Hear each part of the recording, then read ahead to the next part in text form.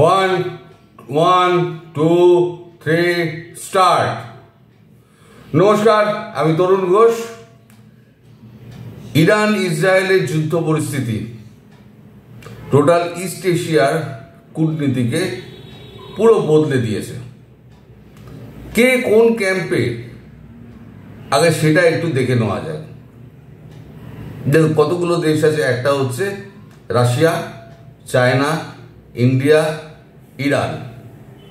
ওদিকে কে কে আছে? ইসরায়েল আর হচ্ছে আমেরিকা। ইসরায়েল চাইছে ইরানকে শেষ করতে, আমেরিকাও চাইছে ইরানকে শেষ করতে। কিন্তু আমেরিকার চাওয়া আর না চাওয়ার মধ্যে একটা পার্থক্য আছে। আগে এই দিকটা দেখে নিই যে ইরানের সঙ্গে রাশিয়া, চীন আর ভারতের সম্পর্ক কিরকম। ইরানের সঙ্গে জড়িয়ে আছে পুরো লোহিত সাগর, কারণ ওই দিকে রয়েছে আপনার হুতি, লোহিত সাগরের ওপারে রয়েছে হুতি, ইয়েমেনের কাছে বসে আছে হুতি, পুরো ইরানের সমর্থক। ইরান সমস্ত টাকা পয়সা ঝুঁকিয়ে যায়, ওখান থেকে কোনো জাহাজ আসতে পারে না। ফলে একমাত্র জায়গা হচ্ছে হরমুজ প্রণালী, যেটা ইরানের মধ্যে দিয়ে আসছে। ইরান হরমুজ প্রণালী বন্ধ করে দিয়েছে, যার জন্য ইউরোপে এখন তেলের জন্য হাহাকার লেগে গেছে। বিশেষ করে এই শীতের সময় যখন আসবে, তখন গ্যাস আর তেলের খরচাটাই তো ওখানে বেশি। রুম হিটারের এত প্রয়োজন, পুরোটাই তো বরফে ঢাকা। তো এখন রাশিয়া পুরোপুরি ইরানকে সাহায্য করছে, আর চীন ইরানকে সাহায্য করছে, আর ভারত নিরপেক্ষ ভূমিকায় বসে আছে যে রাশিয়াও আমার বন্ধু, চীনের সঙ্গে আমার মানে লেনদেন আছে, শত্রু হলেও তার সঙ্গে আমার লেনদেনও বজায় আছে। আর ইরান, আমরা তেল নিই, সেখানে চাবাহার বন্দর আছে, ফলে ইরানের সঙ্গে আমি ঝামেলায় যাব না। ওদিকে ইরান সেই যখন আপনার এই পরমাণু যখন তৈরি করলো, তাদের এনরিচমেন্ট প্রায় 60% কমপ্লিট হয়ে গেছে। সেই সময়তে যখন ইসরায়েল যখন আক্রমণ করছে, সমস্ত এডি সিস্টেম ভেঙে দিচ্ছে, তার মধ্যে ইরান করেছে কি, তার সমস্ত যত পরমাণু মানে রয়েছে, এগুলো রয়েছে, সেগুলো সমস্ত রাশিয়াতে ট্রান্সফার করে দিয়েছে। ফলে এই যে 200 কেজি যেটা বলছে ইউরেনিয়াম, এনরিচড ইউরেনিয়াম আমরা শেষ করে দিয়েছি। 210 কেজিও বার করতে পারিনি, যে 10 কেজি আমরা নষ্ট করতে পেরেছি। এর মধ্যে হলো কি, ইরান যদি পরমাণু অস্ত্র যদি ইরান বার করে ফেলে, তাহলে ইসরায়েল শেষ, আরব কান্ট্রি শেষ। একমাত্র শত্রু হচ্ছে ইরান। আর আমেরিকা চাইছে কি, আমেরিকা বরাবরই দুমুখো সাপ। আমেরিকা চাইছে ইরানকে একটা শিক্ষা দিতে, বাবা তুমি পরমাণু অস্ত্রটা তুমি করো না, বাকি তুমি যা করছো করো। হুতিকে সাহায্য করো, আইএসকে সাহায্য করছো, তুমি হামাসকে সাহায্য করছো, তুমি করো, কিন্তু তুমি পরমাণু অস্ত্র করো না। পরমাণু অস্ত্র যদি ইরান করে নেয়, তাহলে আরব দেশগুলো কি হবে? এই আরব দেশগুলো পুরোপুরি একেবারে, ধরুন আমেরিকা তাদেরকে রক্ষা করে চলে। সে সৌদি আরব থেকে, ইউএই থেকে, কাতার, কুয়েত যত আছে সব হচ্ছে আমেরিকা তাদেরকে রক্ষা করে। যদি ইরান যদি অস্ত্র বার করে ফেলে, পরমাণু অস্ত্র, তাহলে এদের আমেরিকার ওখানে হাত কমে যাবে, মানে শক্তিটা কমে যাবে। আমেরিকা তখন আর দরকার হবে না, বলে তুমি তো আর আমাদের বাঁচাবে কি, ও তো পরমাণু অস্ত্র বার করে ফেলেছে। ফলে আমেরিকা ওই যতই বোমবার্ড দিয়ে, যতই বোম ফেলুক, ধ্বংস করার চিত্র যতই করুক, পৃথিবীকে ছড়িয়ে দিক, আমেরিকা কিন্তু মনে মনে চায়, ভেতরে ভেতরে চায় ইরান অস্ত্রটা তৈরি না করুক, কিন্তু ইরান বেঁচে থাকবে। আবার ইরান যদি বেঁচে থাকে তাহলে ইসরায়েলের সমস্যা। ফলে ইসরায়েল ইরানকে মারবেই, আর ইরান রাশিয়ার সাহায্য নিয়ে আর চীনের সাহায্য নিয়ে পারমাণবিক অস্ত্র তৈরি করবে। এই হচ্ছে টোটাল গেম। মানে আমেরিকা যদি চায়ও শেষ করতে, কিন্তু তার যেহেতু স্বার্থ বিঘ্নিত হবে ওইখানে আরব কান্ট্রিগুলোতে, সেখানে তাদের তেলের সমস্ত মানে একাধিপত্য রয়েছে, সেইগুলো নষ্ট হয়ে যাবে। বলে মানে চেয়েও চাইবে না। হাতির দাঁত দেখানোর একরকম আর খাওয়ার একরকম। বলে না হাতিকে দো দাঁত হ্যায়, এক দিখানে কে লিয়ে এক খানে কে লিয়ে। আমেরিকার হচ্ছে তাই, দেখাচ্ছে যে আমরা আক্রমণ করছি, কিন্তু আসলে ইরানকে বাঁচিয়ে রেখে দেবে। আর মুশকিলে পড়ে হচ্ছে ইসরায়েল। ইসরায়েল যদি এই যুদ্ধে যদি হেরে যায়, তাহলে ইসরায়েলের অস্তিত্ব বলে কিছু থাকবে না। আজ হোক, এখন পিছিয়ে গেছে কিছুটা, আজ হোক 5 বছর বাদে হোক কি 4 বছর বাদে হোক, ইরান কিন্তু নিউক্লিয়ার অস্ত্র তৈরি করে ফেলবে। আর নিউক্লিয়ার অস্ত্র তৈরি হয়ে গেলে তাহলে পরে কিন্তু আমেরিকার দুর্দশার শেষ নেই, ইসরায়েলের দুর্দশার শেষ নেই, এবং আরব দেশগুলোর দুর্দশার শেষ নেই। এটা কঠিন রাজনৈতিক পরিস্থিতির মধ্যে এখন পুরো ইস্টার্ন এশিয়াটা, পূর্ব এশিয়াটা, দক্ষিণ পূর্ব এশিয়াটা এটা পড়ে আছে। এবার ইরান চাইছে ব্রিক্সে জয়েন করতে, কারণ ইরানের ওপরে আমেরিকা তাগড়া স্যাংশন বসিয়ে রেখে দিয়েছে, রাশিয়ার ওপরে তাগড়া স্যাংশন বসিয়ে রেখে দিয়েছে। এবার Russia, China, India, Russia India China এই নিয়ে রিগ গঠনের চেষ্টা হচ্ছিল। ইরান বলছে আমি ওর মধ্যে ঢুকে যাব।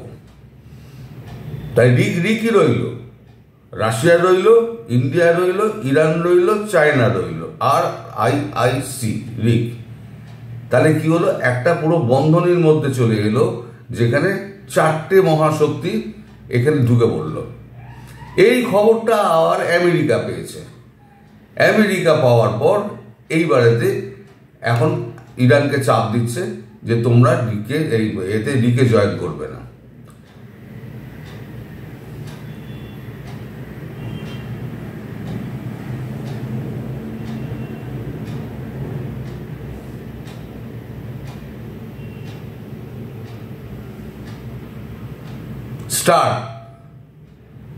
স্টার্ট আগামী সেপ্টেম্বর মাসে ব্রিক্সের সম্মেলন আছে। ব্রিক্সের সম্মেলনে ব্রিক্সের মধ্যে ঢোকার চেষ্টা করছে আবার ইরান। সেই প্রস্তাবটা ভারতের কাছে এসছে, রাশিয়ার কাছে এসছে, চীনের কাছে এসছে, কেউ কিন্তু না করেনি।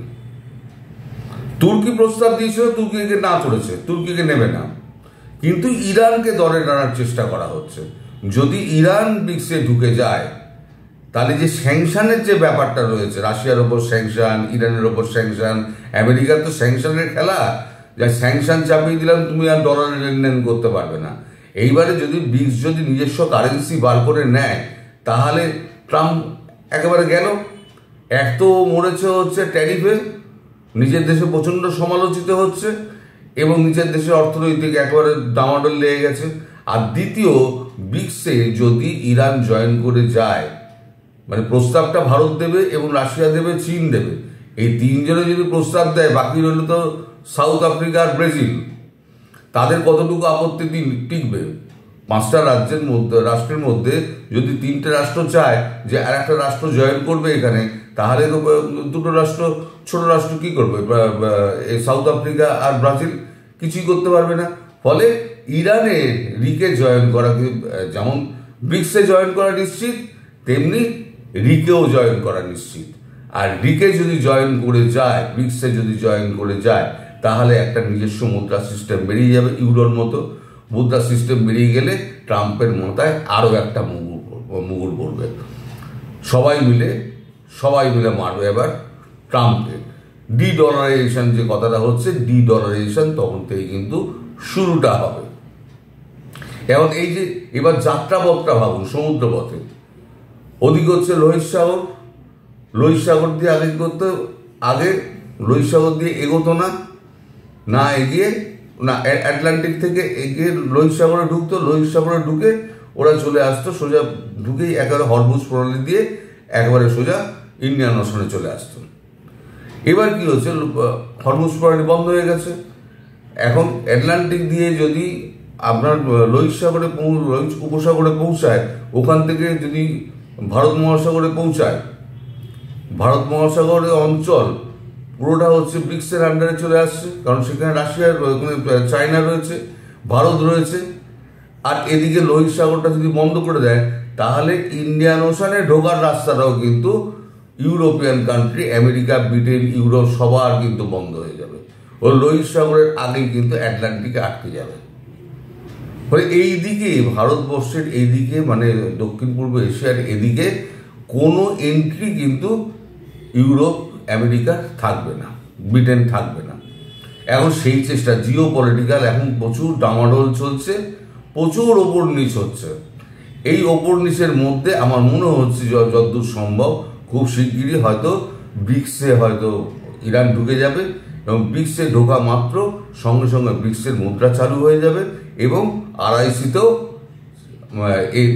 ঢুকে যাবে, ইরান ঢুকে যাবে। তাহলে RICতে যদি ইরান ঢুকে যায়, তাহলে পরে ওদের এন্ট্রি পুরোপুরি বন্ধ হয়ে যাবে। মানে তোমার দাদাগিরি তুমি আটলান্টিকের ওপারে করো, আটলান্টিকের এপারে তুমি আসতে পারবে না। আর যুদ্ধ জাহাজ দিয়ে কখনো যুদ্ধ জেতা যায় না, কারণ তার ফুয়েল কনজামশন তো প্রচুর, দুটো করে ইঞ্জিন, তার ফুয়েল কনজামশন প্রচুর। তাকে রণতরীতে নামতে হয়, ফুয়েল নিতে হয়, নিয়ে আবার উঠতে হয়। কিন্তু উড়ে কতটা আসবে? আটলান্টিক থেকে সে উড়ে এসে চায়না আসবে, না ইন্ডিয়া আসবে, না ইরান আসবে? কোথায় আসবে?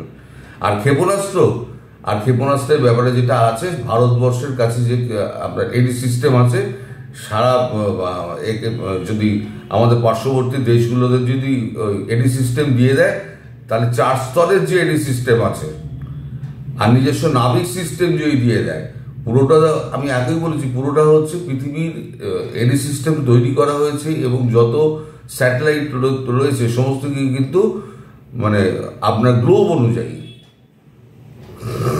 জিপিএসটা গ্লোব অনুযায়ী করা আছে।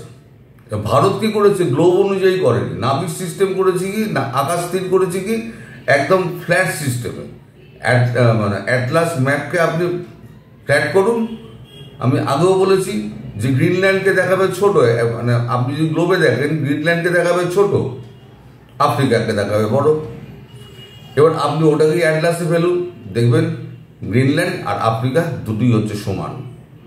ফলে ওই এডি সিস্টেমের সঙ্গে, মানে জিপিএস এর এডি সিস্টেমের সঙ্গে ভারতের এডি সিস্টেম মিলছে না। ফলে ভারতের নাবিক যেভাবে তৈরি করা হয়েছে সেই অনুযায়ী গিয়ে মারছে। আর যত ওই চায়না সহ যত আছে, আমেরিকান আছে, তারা সমস্ত জিপিএস সিস্টেমে করেছে, ফলে আটকাতে পারছে না কিছুতেই। এই যদি এই জিনিসটা কমপ্লিট হয়ে যায়, তাহলে ভারত যদি সবাইকে যদি এই সিস্টেমগুলো দিয়ে দেয়, তাহলে পরে ছাতার মতো এই মানে চতুস্তরীয় যে সিস্টেমটা ভারত তৈরি করেছে, নাবিক সিস্টেম আর আকাশস্থির সিস্টেম, সেটা কিন্তু আর কেউ ভেদ করতে পারবে না। ফলে দূর থেকে বসে বসে যদি মিসাইল মারবো, সেই মিসাইল মেরে কিছু করতে পারবে না। এত মিসাইল তো ভারতবর্ষের ওপরে মেরেছিল, একটা মাটিতে পড়েছে? একটাও মাটিতে পড়েনি।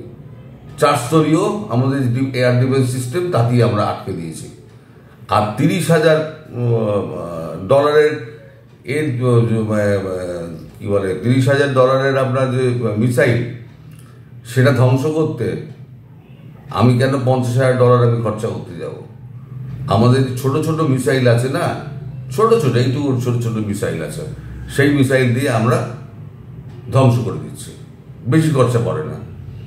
তো যাই হোক, এই নিয়ে এখন মানে কূটনৈতিক মহলে প্রচুর আলোচনা হচ্ছে। জয়শঙ্করজি চীনে যাচ্ছেন, খুব 2-4 দিনের মধ্যে চীনে যাচ্ছেন এই ফাইনাল কথাবার্তা বলতে। ইরানের কিন্তু বিদেশ মন্ত্রী কিন্তু চীনে চলে গেছে, গিয়ে সেখানে কথাবার্তা হচ্ছে। ফলে একটা বড় একটা চক্র এখানে তৈরি হচ্ছে, রাশিয়া, চায়না, ভারত, ইরান যদি একসঙ্গে হয়ে যায়, তাহলে পরে আমেরিকা খুব মুশকিলে পড়ে যাবে। বাধ্য হয়ে এই আরব কান্ট্রিগুলোকে, যত দেশ আছে, তাদের আমাদের সঙ্গে হাত মেলাতেই হবে। তারা তেলও বেচতে পারবে না, তারা কিচ্ছু করতে পারবে না। কারণ রাশিয়া একা যে তেল উৎপাদন করে সেই তেলে কিন্তু আমাদের 4টে দেশ কিন্তু আরামসে চলে যাবে, কারণ আমাদের নিজস্ব কিছু উৎপাদন রয়েছে। এখন দেখা যাক খবর কতদূর এগোয়। আপনারা সবাই ভালো থাকবেন, সুস্থ থাকবেন এবং সাবধানে থাকবেন। নমস্কার।